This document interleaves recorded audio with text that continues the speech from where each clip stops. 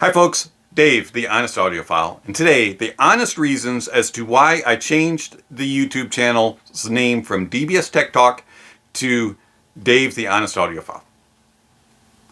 I'm going to go through this list rather quickly. I may touch on a few points, but here are my reasons, okay? And hopefully this explains it. Honesty is the best policy. There's no other policy that should be applied in life. Honesty, be upfront, be truthful, and people will respect you. My reviews are based on my experiences with the reviewed gear with all honesty. I'm gonna flat out tell you exactly what I think, how I feel, what these do for me, what they don't do for me, and whether or not I like it or not. It's gonna be honest. I don't sugarcoat the flaws so feelings aren't hurt and feathers aren't ruffled. If there's a flaw in a piece of gear, I'm going to tell you. And I'm not going to sugarcoat it and smooth it over so that the manufacturer or the loaner or whatever is going to, be like, oh, okay. No, I'm going to flat out tell you. Okay, I don't care if you get your feelings hurt or if your feathers get ruffled a little bit. I'm going to tell you the truth. I like it, I don't like it. It does this, it does that. Come on. I don't shill products or manufacturers for free gear, affiliate links, or the such. I'm not a salesman. I'm going to tell you how it is. I'm going to recommend or not recommend it. And we're going to move on to the next one. There's no exaggerated reactions from me.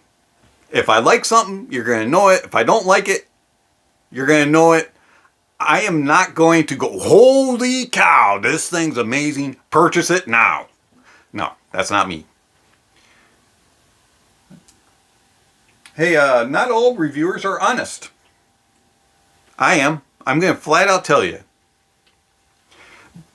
A lot of reviewers don't. You might ask them a question and they're going to beat around the bush. They don't want to step on toes. They don't want to go against the flow.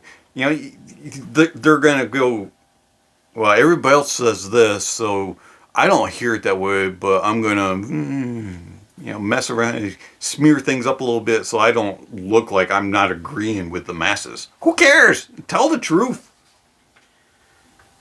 And believe it or not all reviewers know what they're talking about. There are a lot of reviewers who don't even understand what they're hearing, and so they go and they read a review online. Yep, okay, yep, these 5 people say this. And then they go and do the review and they just parrot what those other people said instead of actually listening to it and making a decision on their own. Some reviewers don't even know what they're doing, don't even know what they're talking about. They don't even understand a term. Listen to a term and the definitions that they use and how they apply it. Then go and do the study and go to Stereophile Audio Glossary or one of the other top of the line audio glossaries and match it up and you'll be like, what? No, they don't know what they're talking about. Not all reviewers are deserving of God treatment. It doesn't matter how many subscribers you have. If you have 5 bazillion subs or if you have 1 sub, it doesn't matter. Just because you're top of the list doesn't mean you're the best of the list. Stop treating them like that. Support them for the quality of the work they do, not for the amount of work that they do. Hey, believe it or not, all reviewers are wrong at some point. Everybody makes mistakes. Reviewers are not all from the same assembly line. Thank goodness. We're not all created in the same factory. Think of how many car manufacturers there are in the world.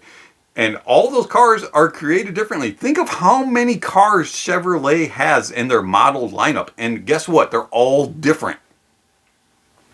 All of us reviewers are different and unique in our own ways. Reviewers are not required to agree with fellow reviewers. Oh, wait a minute, Dave. You're all supposed to hear it the same. So you all should just say it the same. Well, if that's the case, why is there so many reviewers? There should only be 1 reviewer then. We don't have to agree. Build quality and unit variance is an excuse used to explain reviewer differences way too often and is flawed thinking.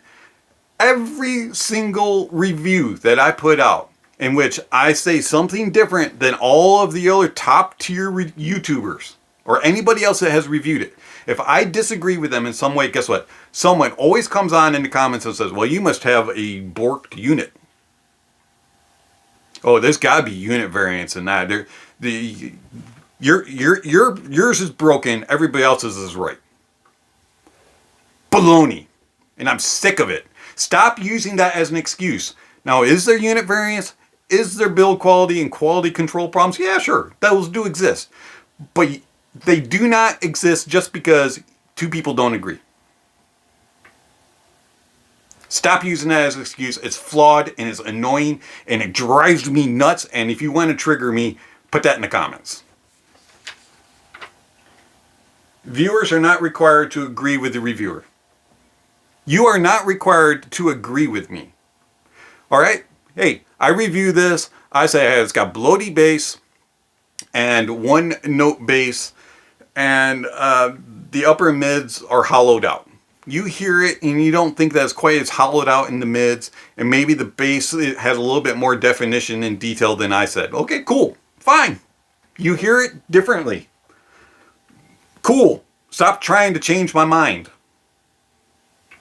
Now, I'm willing to go back and listen to things and say, oh, maybe I heard it differently. But don't argue in the comments trying to force me to agree with you. We all hear things differently. I'm not trying to force you to agree with me. Why should you force me to agree with you? Viewers need to know the reviewer to understand the review. If you don't understand the approach that a reviewer is taking, if you don't understand what gear they use, how they are actually, what processes they do when they do a review, whether or not they do burn-in, whether or not they change cables and tips and pads and all this kind of stuff, what playlists they use and all kinds of stuff. If you don't understand that process, then you're not really going to understand what they say when they do the review. So do your homework on the reviewer. Understand what their tendencies are, what their biases are, what their preferences are. I've done a lot of videos on this subject, and check out the links down below. I'll put the video links down in, and you can watch it and understand what my review process is, what music I use. I put a link every single video to my playlist that is used and to recommended gear. If you understand that kind of stuff, and the simple stuff, you might actually understand a little bit more about the reviewer, so when they say certain things, you'll understand them. Viewers are to make their own decisions on what they are hearing, not the viewer telling the viewer what they are hearing. You as a viewer and as a listener should be able to go in, listen to your music, listen to the gear, and actually decide whether or not it has a lot of treble or not enough treble, if it's rolled off, if it's this and that. You might not be like the most honed in and most specific listener, but you should not need a reviewer to come in and say, this has this, and that's what you're hearing. You should be able to make your own decisions as to it. Because sometimes reviewers hear things differently, because our ears are different. We have different gear. We're listening to different music. So things may sound a little different. You make the decision what you're hearing, not me telling you, hey, you're hearing that. Why? Because I'm not hearing the song that you're hearing and on the gear that you're hearing at the moment. Viewers are to make their own purchasing decisions, not the reviewer telling the viewer what they should purchase. This is another one that drives me nuts in the comments. Hey, should I get this? I have these two choices. Which one should I buy? I don't want to tell you that. I want to recommend you the two differences. You decide what to purchase. I want to guide you along so you make a proper decision. I'm not going to tell you, you need to buy this one. This is it. This is the only choice. Get that one. No, I don't want to do that. I want to give recommendations. If I go to somebody and I say, hey, what should I purchase? I want recommendations. Well, you need to look at this, consider this, and this. Your situation's going on with this. Maybe you should buy this instead. This one would fit a little bit better, but I'm not telling you to purchase it. But here's my reasonings as to why. Don't demand me to tell you exactly how to spend your money. You decide what you're going to purchase. Watch a review for purchasing knowledge, not for purchasing justifications and approval. Watching a review should be to obtain knowledge and obtain opinions and reasonings as to why you should purchase something, not to justify it. Well, I purchased this $5,000 and I'm not sure about, well, let me watch some review. Oh, they say this, so yep, it's got to be good. What, do your ears tell you it's good? Don't watch a review to justify it and get approval. Watch a review to learn about whether or not you should have spent that $5,000 at the beginning, or however how much it is. Measurements are not the end-all, be-all for sound. I've said this over and over again, and I stand by it. Measurements are a tool and a guide, but they are not going to tell you the exact thing about a headphone. You cannot tell the tonality and the tone and the timbre of a headphone, an IEM, or a DAC, or an amp solely based on measurements. You can get a guideline. You might be able to kind of guesstimate as to what it's going to be like, but you will not know for sure until you actually hear it. There isn't a standard review process for all reviewers to use. Oh, we don't have a little checklist. Okay? In my job, I have to go through and I have to audit things, and I have a template and a checklist where I'm specifically looking for certain things to be done. There's no such thing for all of us reviewers. Would be nice, but then guess what? We'd all say the same thing because we'd be looking for those particular things. There is no standard review process for all reviewers to use with standardized lengths for soundstage width and depth. Listen to your reviews, okay? Even the same headphone in reviews would be, well, it's wide. It's about shoulder length width. Oh, it's about middle collarbone. Oh, it's this. Oh, it's that. Oh, this thing's huge. Oh, this thing's kind of small sound set. All in the same headphone. Guess what? Because we don't have little measuring sticks on our shoulders that when a sound beams out, oh, that went 6.2 inches from your ear. Okay, so that classifies it as being medium large soundstage. Oh, that went 8.1 inches. Well, that's just past the large start. Or, you know, it would be nice if there was, but there isn't. Trying to measure soundstage, trying to measure depth and length is very hard. And so you use certain adjectives and reasonings, and some of us think differently than others. Hey, you ever step into a pool? All right. If a 5-foot person and a 6-foot person both step into a 5-foot pool, the 6-foot person is going to say, oh, this is actually, you know, just the right height for me, the right depth. If the 5-foot person walks into the 5-foot pool and goes into the middle, guess what? They're underwater. They're going to be like, I wish it was 4 foot. Perspective. Okay, we all see things and hear things a little differently. Keep that in mind. Reviewers hear things different. Neutral and natural don't mean the same to every reviewer. Neutral and natural to me, it is what it sounds like in the real world. No colorization. Guitars sound like guitars. Banjos sound like banjos. Trumpets sound like trumpets, things like it's a natural sound. I don't have to use my imagination. It just sounds realistic. To others, well, if it's not matched up with a Harman target curve, then it's not neutral. Oh, that gets me to the next point. Harman target curve, diffuse field, free field, near field, far field, any of those fields, all right? They all have their pros and cons.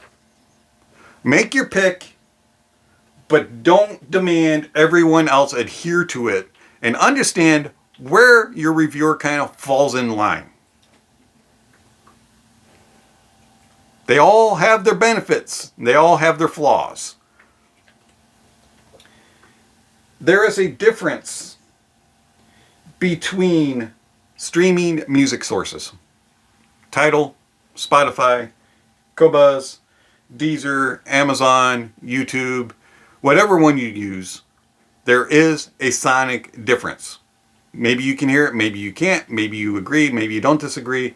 Guess what? Just like frequency graphs and target curves, pick one that you like, but don't make everybody else adhere to it, and make sure you understand which one your reviewer uses. I use Tidal. I've been using Tidal for years. Why? I like the sound of Tidal. I think it sounds the best of the ones that I have tried. I like their library. I like their UI. There's all kinds of other things that I like about Tidal, and that's the reason why I use it. Tone and timbre don't mean the same thing to every reviewer. Again, go and check out the definitions on the Stereophile Audio Glossary or one of the other audio glossaries. Then go and listen to a review where they explain what tone and timbre is, and you'll be like, wait a minute. Cables, pads, and tips make a difference, and it does affect the listening experience. It is crazy to me how some people say they don't make a difference whatsoever. They absolutely do. Now, some differences are very subtle, some are very distinct, some are very, wow, this is magical, okay? Don't write somebody off just because they say this cable or this pad or this tip does this. If you don't agree, you don't agree. But don't bash them and say they're crazy just because you don't see it the same way. No one is born with your ears. We all are born with different ears, different shapes, different sizes. Some stick out, some are shrunk, some are small, some are large. Some have big ear holes, some have small, some have narrow. We're all built different. No one else has your specific listening experience. They can be similar, but not identical. Why? One, it starts with your ears. Everybody's built differently. Also, you may or may not have wall treatments. You may have carpet on the floor. You may have wood. You may have linoleum. You have tile. You can make, who knows? Okay, there's all kinds of things. You may have windows. You may have curtains. You may have different gear on your desk. You may be using different gear. There's all kinds of things that play into the listening experience. So things may be similar. They may be, but they will not be identical. Ever. It doesn't even matter. You could be side by side, sitting at the same desk, using the same gear, and the person's going to hear it differently because their ears are different. Be willing to accept others' opinions and reviews, even when you disagree. It's okay to like somebody that you disagree with. It's okay to support somebody that you disagree with. It's okay to agree to disagree. We all hear differently. We all have different listening experiences. It's okay not to agree. Be willing to accept other opinions. It doesn't have to be, oh, it's this way because this person said it and I believe it. No, be willing to say, okay, I see your point. I don't agree with it, but okay. Move on to the next one, okay? Learn something new from a review. I go to church on Sunday, and I try to learn something new every Sunday in every service that I'm sitting in the auditorium. Or if I've happened quite often in these times in age where I have to watch a live stream, okay? I go in, I put myself in a mindset, I pray, and I ask to have an approach to where I'm willing to accept and to listen to what the preacher is saying. And give me some revelation, help me to learn something that I can apply to my life going forward, make changes in my life. Same thing with a review. Go into a review with an open mind and a willingness to learn something. Who knows what you'll learn? Maybe you'll learn, hey, those colors look really cool. Or, hey, this guy knows what he's talking about. This guy doesn't know what he's talking about. Oh, I didn't think of those two being comparable, but that's pretty cool. hey, I never listened to that song or with that approach before. Let me go try that. Learn something new that you can try out. Reviews are knowledge. Use them. Listen to a reviewer's recommended music playlist. Not saying that you have to go, okay, he said at the 1 minute and 33 second .8 that there is a pencil drop. You don't have to go in and listen to that specific song and try to go, okay, 1 minute 32, 1 minute 35, at the 133.8 second mark there is a pencil drop. You don't have to try to specifically hear it. If you can hear it, cool, okay, but you don't have to hone in on it. Just take their playlist, listen to the whole song, and try to hear and experience what they're talking about. Even if you don't have quite the same gear, try to learn. Try to understand where the reviewer is coming from. Listen to the reviewer's recommended music and try to hear what they are describing as a pro or a con on the specific gear that's being reviewed. Another thing, be respectful and kind and supportive of reviewers, even ones you don't agree with. Treat people how you would want to be treated. Treat them with respect. Be kind. Don't be argumentative. Don't be bashing. Don't be rude and crude. But be nice. If you don't agree with them, let them know, hey, I hear it differently. But, don't try changing their minds and telling them that they're wrong and that they are the dumbest, most idiotic, stupid person on the planet. Just be honest. Be kind. Be polite. And be supportive. Doesn't mean that you have to throw a ton of money at them. Doesn't mean that you have to go and purchase stuff from their affiliate link, even though that's nice. But at least be kind and respectful. And last but not least, be honest with yourself when evaluating the reviewers that you follow and trust. Ask yourself, what am I getting from this reviewer? And is this reviewer being honest and truthful? And does this reviewer have the knowledge and the abilities to direct me and to guide me and to recommend things that I'm going to enjoy?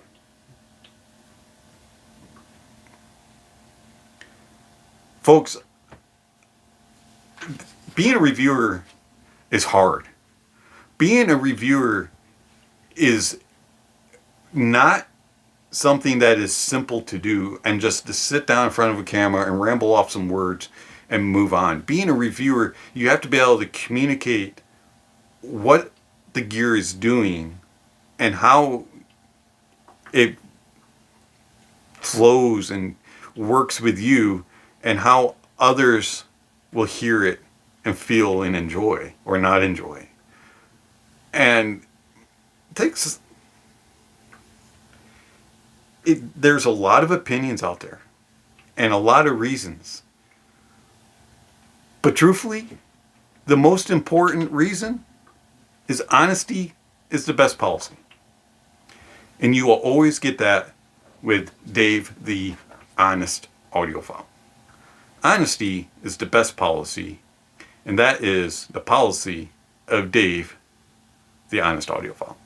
Thanks for watching, and I'll catch you on the next video.